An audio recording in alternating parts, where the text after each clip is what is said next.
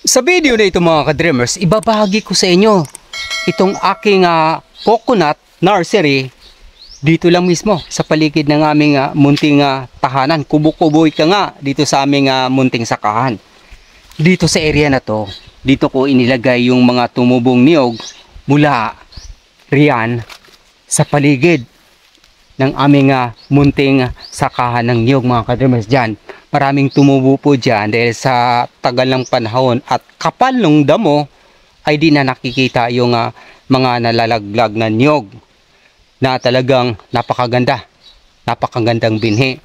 Kaya dahil sa yung damo hanggang baywang, makikita na lang natin na tumubo na ng tuluyan yung niyog. Kaya dito inilagay ko sa area na ito yung mga naikolekta ko mula dyan sa lugar na yan, sa paligid, mula doon sa itaas, ay dito ko muna pansamantalang inilagak. Ay para obserbahan kapag magsimula ng mag-ugat, dahan-dahan, saka ko i-transfer para doon sa replanting. At ito nga, itong puno na ito, yung tatlo na ito, ito dalawa, tatlo nga pala, ayan. Tinitingnan ko muna kung mag-uugat siya, saka ko siya i-replant. At dito rin sa area na ito nagbula yung 80 mahigit na ipinula natin dito, yan sa baba na yan, sa riverside, na napakagandang tubo ng niyog mga ka-dreamers. At dito naman sa side na ito mga ka-dreamers, pupuntahan natin. Ito yung inihanda ko.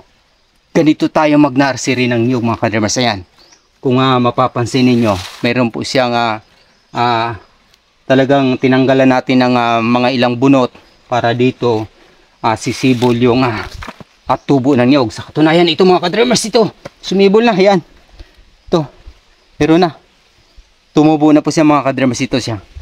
Dito siya sisibol para maganda yung tayo ng niyog pa itaas. Kaya ito nga mga bunga na ito mga ka-dreamers, itong inihanda natin 105 piraso. Itong nakolekta natin, pinili natin to.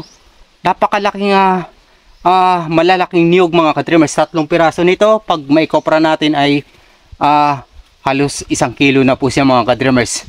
At kapag tuluyan ng sumibol to mga ka-dreamers yung ating nursery, ipupunla po natin doon sa itaas na yan, sa lugar na yan mga ka-dreamers, kung saan pagitnaan natin at punlaan yung mga nawawalang puno dyan mula dito sa kapatagan na yan paitaas doon sa paanan ng bundok, paitaas mga ka-dreamers. Talagang pupunuin natin ng niyog yan. Halos 300 pirasong niyog po yung dapat natin ipunla dyan. Tinitingnan ko yung area para magkaroon po tayo ng allocation sa susunod na taon. 300.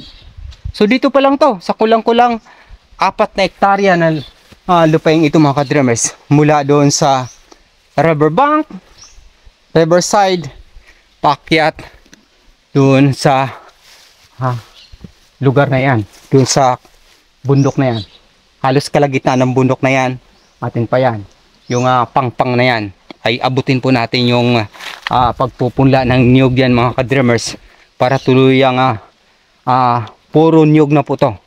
At saka mga prutas, yung area na to, saging, yan, para di na natin kailangan magsaka. Ang gagawin na lang natin sa hinarap ay lilinisin natin yung mga puno ng niyog, lagyan ng fertilizer, yung asin. Yun yung gagawin natin para magiging mabunga po siya mga ka-dreamers. Lawak pa nito sa area na yan. So dito pa lang to mga ka-dreamers, sa area na to. At doon sa kabilang parcel, sa pagitan ng boundary ng aking tiyuhin, may 3 hektarya pa doon. So halos 700 na pirasong puno ng niyog. Maaaring nating ipunla doon sa area na yan dahil sa medyo kakaiba yung elevation doon. Maraming sapa, ulubunduking kaunti, tapos patag, may sapa.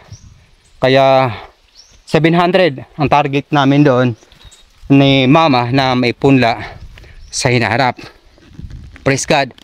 Si mama mga ka-dreamers, 70 years old, pero talagang nagsusumika pa po siya. Ito yung ipinunla niya. Ito lang. Ito lang taon na to. Pagpasok nito. At ito na siya ngayon. Mag-isa lang siya. Ipinunlan niya rito.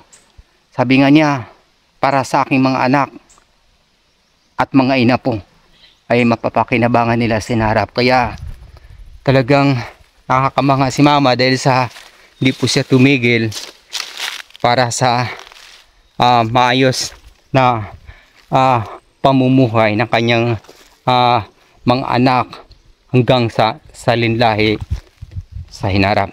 Kaya kung baguhan ka pa sa aking YouTube channel, Dreams Visions TV, maaari niyo po akong tulungan sa pamamagitan ng inyong pag-follow at pag-subscribe.